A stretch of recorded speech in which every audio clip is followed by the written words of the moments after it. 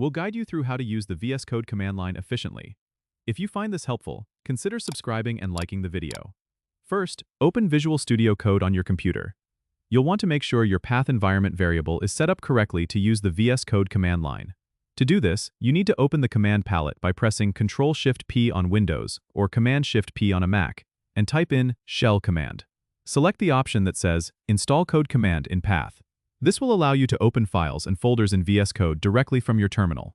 Next, open your terminal or command prompt. If you're using Windows, you can open PowerShell or command prompt, and on a Mac, you can use terminal.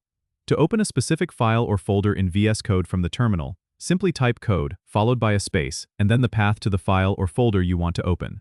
For example, type code.tuf to open the current directory in VS Code. If you want to open a particular file, type code filename, where filename is the name of the file.